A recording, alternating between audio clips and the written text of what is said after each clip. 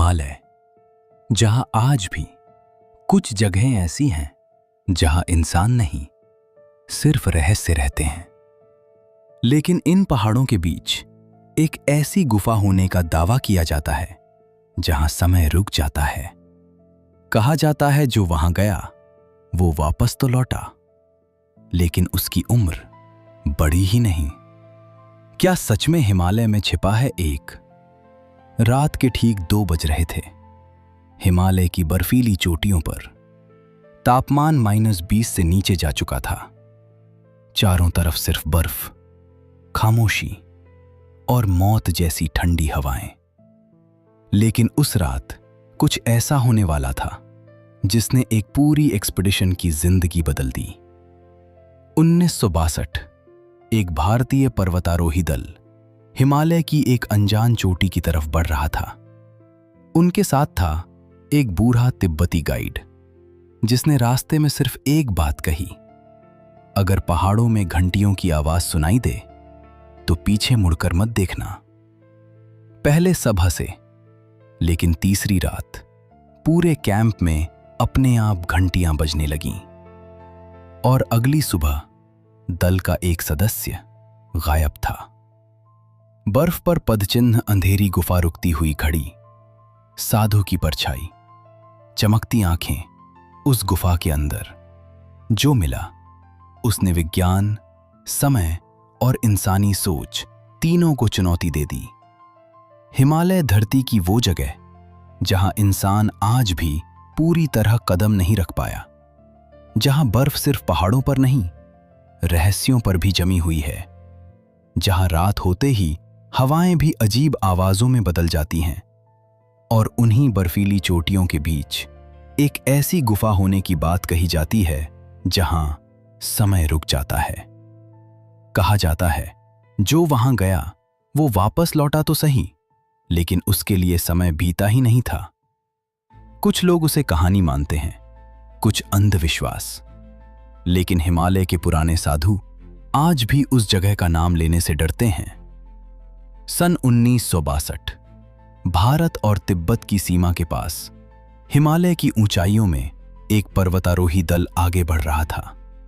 4 लोग, चारों अनुभवी, चारों प्रशिक्षित, और चारों को विश्वास था कि दुनिया में अब ऐसा कोई रहस्य नहीं बचा जिसे इंसान समझ ना सके। लेकिन उन्हें नहीं पता था कि हिमालय इंसान के घमंड को तोड़ना अच्छे से जानता है। रात के करीब 2 बज रहे थे। तापमान -20 से नीचे जा चुका था। हवा इतनी ठंडी थी कि सांस लेते ही फेफड़ों में दर्द महसूस होता था।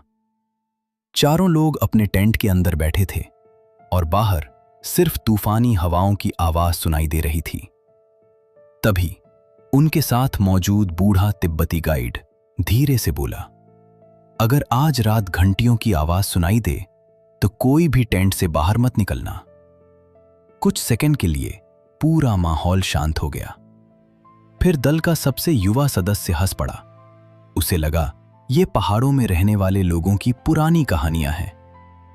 लेकिन बूढ़े गाइड की आंखों में डर साफ दिखाई दे रहा था। उसने दोबारा कहा, ये पहाड़ हर किसी को वापस लौटने नहीं देते। रात और गहरी होती चली गई। बर्फ लगातार गिर रही थी और तभी अचानक हवाएं पूरी तरह शांत हो गईं। ऐसा लगा जैसे पूरी दुनिया रुक गई हो।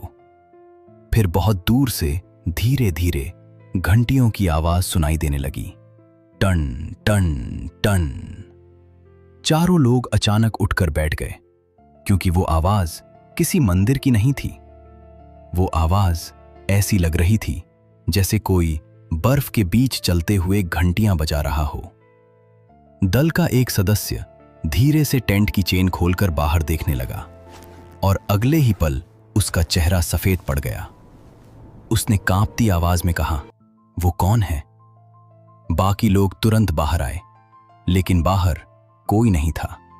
सिर्फ बर्फ, अंधेरा और दूर पहाड़ों के बीच एक हल्की नीली रोशनी। घंटियों की आवाज अब भी आ रही थी, लेकिन अचानक वो रोशनी गायब हो गई और उसी के साथ घंटियां भी बंद हो गईं। पूरी रात किसी की आंख नहीं लगी, लेकिन असली डर अगली सुबह शुरू हुआ, क्योंकि दल का एक सदस्य गायब था। उसका टेंट अंदर से खुला हुआ था, लेकिन बाहर सिर्फ एक ही इंसान के पैरों के निशान थी, और वो निशान सीधे पहाड़ की तरफ जा रहे थे। चारों लोग तुरंत उन निशानों के पीछे चल पड़े। बर्फ लगातार गिर रही थी, लेकिन निशान साफ दिखाई दे रहे थे, जैसे किसी ने जानबूझकर रास्ता छोड़ा हो। करीब 1 घंटे बाद वो निशान एक विशाल चट्टान के सामने जाकर खत्म हो गए। पहले उन्हें लगा रास्ता यहीं खत्म हो गया, लेकिन तभी दल के सबसे अनुभवी सदस्य ने देखा चट्टान के पीछे एक संकरा अंधेरा रास्ता था, और उसी रास्ते के अंदर से हल्की गर्म हवा बाहर आ रही थी। हिमालय की उस जमा देने वाली ठंड में गर्म हवा, ये असंभव था। चारों धीरे धीरे अंदर बढ़ने लगे। जैसे जैसे वो गुफा के भीतर जाते गए, वैसे वैसे बाहर की आवाजें गायब होने लगीं। अब वहां सिर्फ उनके कदमों की आवाज थी, और दिल की धड़कनें गुफा के अंदर अजीब निशान बने हुए थे। दीवारों पर ऐसी आकृतियां थीं जो किसी प्राचीन भाषा जैसी लग रही थीं। तभी दल के एक सदस्य ने अपनी घड़ी की तरफ देखा। घड़ी रुक चुकी थी। पहले उन्हें लगा ठंड की वजह से ऐसा हुआ होगा, लेकिन अगले ही पल बाकी तीनों की घड़ियां भी बंद हो गईं। कंपास घूमने लगा, रेडियो काम करना बंद कर चुका था, और अचानक पूरी गुफा में फिर वही घंटियों की आवाज गूंजने लगी, टन टन टन। लेकिन इस बार वो आवाज बहुत पास से आ रही थी। चारों डर कर रुक गए, और तभी अंधेरे के बीच उन्हें एक इंसान दिखाई दिया। एक बूढ़ा साधु, सफेद लंबे बाल, बंद आंखें और शरीर बिल्कुल स्थिर। ऐसा लग रहा था जैसे वो सदियों से वहीं बैठा हो। चारों कुछ सेकंड तक सिर्फ उसे देखते रहे। फिर अचानक उस साधु की आंखें खुल गईं, और उसी पल पूरी गुफा में तेज हवा चलने लगी। दल का सबसे युवा सदस्य डरकर पीछे हट गया, लेकिन साधु ने धीरे से कहा, डरो मत, तुम अभी समय के बाहर हो। चारों एक दूसरे का चेहरा देखने लगे। उन्हें कुछ समझ नहीं आ रहा था। साधु धीरे धीरे खड़ा हुआ। उसकी आंखें सामान्य इंसानों जैसी नहीं थीं। ऐसा लग रहा था जैसे वो सीधे उनके दिमाग के अंदर देख रहा हो। फिर उसने कहा, यहां समय नहीं चलता, यहां सिर्फ चेतना चलती है। दल का एक सदस्य गुस्से में बोला, हमारा साथी कहां है? साधु कुछ सेकंड तक शांत रहा। फिर उसने गुफा के अंधेरे हिस्से की तरफ इशारा किया, और जब उन्होंने उधर देखा तो उनका खून जम गया, क्योंकि वहां उनका गायब साथी बैठा था, लेकिन वो बिल्कुल शांत था। उसके चेहरे पर एक अजीब मुस्कान थी, जैसे वो किसी दूसरी दुनिया में पहुंच चुका हो। उसने धीरे से कहा, मैंने सब देख लिया। दल के बाकी सदस्य घबरा गए। उन्होंने तुरंत उसे पकड़कर बाहर ले जाने की कोशिश की, लेकिन तभी पूरी गुफा कांपने लगी। घंटियों की आवाज अचानक बहुत तेज हो गई। दीवारों पर बने निशान चमकने लगे, और अगले ही पल सब कुछ अंधेरे में डूब गया।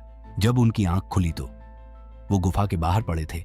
भारी बर्फबारी हो रही थी। चारों बुरी तरह घायल थे, लेकिन सबसे डरावनी बात, उनका गायब साथी अब बूढ़ा दिखाई दे रहा था। उसके बाल सफेद हो चुके थे, चेहरे पर झुर्रियां थीं, और उसकी आंखों में अजीब डर था। दल के लोग उसे देखकर सन्न रह गए, क्योंकि गुफा के अंदर उन्हें सिर्फ कुछ घंटे ही हुए थे।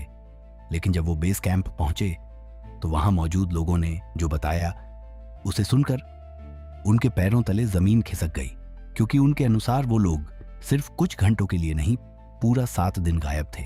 7 दिन। लेकिन उन चारों को ऐसा लग रहा था जैसे मुश्किल से 2 घंटे बीते हों। दल के बाकी 3 लोगों की उम्र सामान्य थी, लेकिन उनका चौथा साथी अचानक बूढ़ा हो चुका था। उसने अगले कई दिनों तक किसी से बात नहीं की। वो सिर्फ एक ही बात बार बार दोहराता रहा, वो जगह इंसानों के लिए नहीं है। लेकिन कहानी यहीं खत्म नहीं हुई, क्योंकि कुछ हफ्तों बाद दल के सबसे अनुभवी सदस्य ने एक ऐसी बात बताई जिसने सबको डरा दिया। उसने कहा, जब वो गुफा के अंदर थे तो एक पल के लिए उसे ऐसा लगा जैसे दीवारों पर परछाइयां चल रही हों। पहले उसे भ्रम लगा, लेकिन फिर उसने साफ देखा वो परछाइयां इंसानों जैसी नहीं थीं। उनके शरीर लंबे थे, आंखें चमक रही थीं, और वो सब गुफा की दीवारों के अंदर चलते दिखाई दे रहे थे, जैसे पत्थरों के पीछे कोई दूसरी दुनिया हो। उस रात के बाद उस सदस्य ने कभी हिमालय का नाम तक नहीं लिया। वो हमेशा कहता, कुछ दरवाजे बंद ही रहने चाहिए। समय बीतता गया, लेकिन उस गुफा की कहानी धीरे धीरे पूरे इलाके में फैल गई। स्थानीय लोग कहते थे कुछ रातों में पहाड़ों के बीच नीली रोशनी दिखाई देती है, और उसके बाद घंटियों की आवाज सुनाई देती है। जो भी उस आवाज का पीछा करता वो कभी पहले जैसा वापस नहीं लौटता। कई साल बाद एक विदेशी रिसर्च टीम भी उस जगह की तलाश में हिमालय पहुंची। उनके पास आधुनिक मशीनें थीं, सैटेलाइट मैप्स थे और वैज्ञानिक उपकरण। उन्हें विश्वास था कि वो इस रहस्य का सच दुनिया के सामने ला देंगे। लेकिन हिमालय हर बार की तरह इस बार भी इंसानों से ज्यादा चालाक निकला। रिसर्च टीम ने जैसे ही उस इलाके में प्रवेश किया, उनके उपकरण गड़बड़ाने लगे। जीपीएस काम नहीं कर रहा था, कंपास बार बार घूम रहा था, और कैमरों में अजीब परछाइयां रिकॉर्ड हो रही थीं। पहले उन्होंने सोचा शायद मौसम की वजह से ऐसा हो रहा है, लेकिन फिर टीम का एक सदस्य अचानक चीखने लगा। वो बार बार एक ही दिशा में इशारा कर रहा था। जब बाकी लोगों ने उधर देखा तो दूर बर्फ के बीच एक इंसान खड़ा दिखाई दिया। सफेद कपड़े, लंबे बाल और बिल्कुल स्थिर शरीर। लेकिन अगले ही पल वो आकृति हवा में गायब हो गई। उस रात रिसर्च टीम के लीडर ने अपनी रिकॉर्डिंग में कहा, यहां कुछ तो है जो हमें देख रहा है। अगली सुबह उनकी टीम का एक सदस्य गायब था। सिर्फ उसके जूतों के निशान मिले, और वो निशान उसी दिशा में जा रहे थे जहां रात में वो आकृति दिखाई दी थी। उस सदस्य का आज तक कोई पता नहीं चला, लेकिन उसकी कैमरा रिकॉर्डिंग बाद में बर्फ में दबा हुआ मिला। और जब वो वीडियो देखा गया तो वैज्ञानिक भी डर गए, क्योंकि वीडियो के आखिरी कुछ सेकंड में कैमरे में एक अंधेरी गुफा दिखाई दे रही थी, और उसके अंदर दर्जनों चमकती आंखें।